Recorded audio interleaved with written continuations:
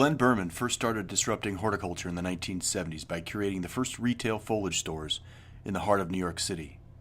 His foliage business grew to 9 stores, and he started importing foliage plants from around the world. Glenn then sold his foliage business and moved to Kanchanaburi, Thailand, where he built a successful nursery business for export. After retiring, Glenn began dreaming about controlled environment agriculture and how he could disrupt the horticulture industry again. Glenn's GrowTainer, a portable production facility invention, proved to be the birth of a new horticulture niche: grocery farming. I sat down with the father of grocery farming at the Central Market in Dallas to discuss his story and how he is changing the grocery world. I'm here today with Glenn Behrman of GrowTainers, and he is definitely a horticulture disruptor. Glenn, could you tell me a little bit about your background? I've been involved with horticulture since 1971. My first disruption was the foliage industry, because when I first started, it didn't exist. It was in the hands of the flower shops, and every horticulture was philodendrons, and I remember my first going into the plant business. I didn't have any idea what I was doing. I didn't have a lot of money, but I just kind of knew that it was going to become something. And fast forward to about 7 or 8 years later, I was running 9 retail stores. This is in New York? Yeah, in New York City. Wow. 21,000 square feet on 72nd between York and the river. I was going to Europe, to Asia, the Philippines and Thailand and China, and importing pottery and baskets and all kinds of horticultural supplies and lawn and garden stuff, and selling every flower shop in New York City and in all the 5 boroughs, and just operating nurseries, renting nursery space in Homestead, Florida, and then eventually selling that business. Well, eventually beginning to export orchids from Thailand, and then selling that business, and retiring to Asia. And while I was in Asia, I went to a trade show, and I was retired. I was living, I had a farm and a nursery in Kanchanaburi, about 150 kilometers from Bangkok, and built a beautiful foliage nursery, and had a nice little business. We were exporting young plants to growers all over the world, and got headhunted by a project in Vietnam that was the first licensed casino in Vietnam. And so I was commuting between Saigon and my home in Kanchanaburi to develop 500 acres of land for MGM to build a casino. Wow.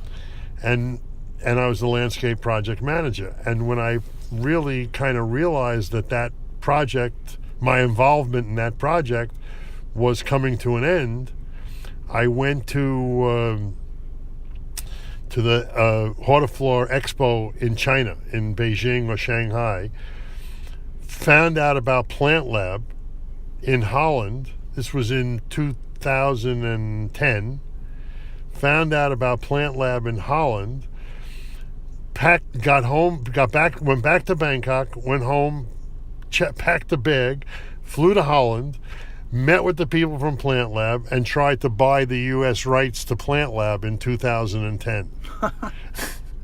That's crazy. And that's how my whole involvement with indoor farming was born. I had a really great idea of where things were going, because I had seen where they were coming from.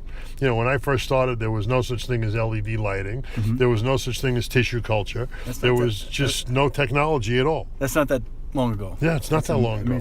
How did you come up with the GrowTainer idea? Well, I guess I just started thinking about it. You know what I mean? And had the background now of what Plant Lab was doing, mm-hmm. and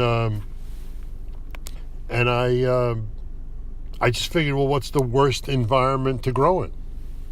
What's the most, where is every problem going to be magnified? And so I decided to start with shipping containers. Okay. And I remember calling Ed Harwood from Aerofarms, okay? And I was living in Bangkok. There was a 12-hour time difference. So I would call Ed Harwood from Aerofarms at midnight my time, which was noon his time, Yeah. and just picking his brains for hours about and he was struggling at that time too. Yeah, very successful now. And he absolutely held my hand and you know what I mean, gave me the confidence to move on. So where are some of your GrowTainers now in the world? Oh, we have them all over the world. We've built in Spain for pharmaceutical manufacturers. We've built for universities in Germany. We've built for one of the largest salad producers in England. We build them in Europe. We build them for the European market in Rotterdam. We build them for the U.S. market in Houston. We've done containers for research environments and for food banks and for commercial users. We absolutely stay away from the hobbyist market. We don't want to be blamed for someone's lack of experience and understanding of the industry, so we just don't get involved. And recently we've done the Creme de la Creme, which is an in-store grown project for a 350 store supermarket chain.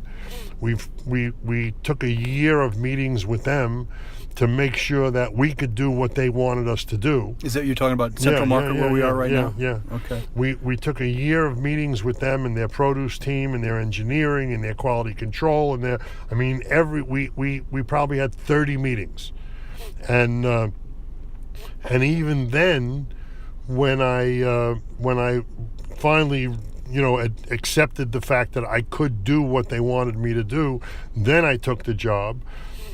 Then I called in Tyler Barris to just kind of help to support them in the transition, not the transition, but in the innovative portion of the project. Mm-hmm. It ran successfully for a year, committed to more stores. We're doing some smaller containers for them, mm-hmm. For some of their smaller stores, and we're also looking at crop-specific containers for some really interesting, products for them to really provide a very unique offering to their clients. Do you have any advice, finally? Do you have any advice for entrepreneurs today looking in the horticulture field about how to, any advice for disrupting or anything you can give them? Well, I think that, the only advice that I could give is to don't be afraid to ask questions. Don't believe all the hype that you hear.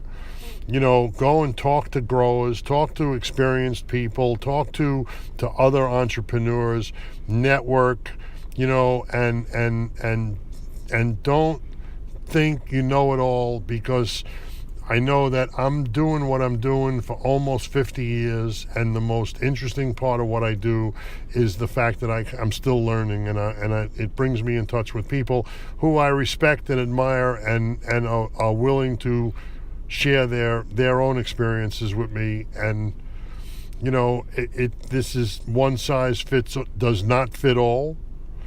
Funding is not a business model, okay? And just don't be afraid to ask questions. Glenn, you're an amazing person, and we thank you for all you've done in your life, and there's going to be a great story about Glenn. Well, I hope so. Yeah. All right, Glenn, thank you so much.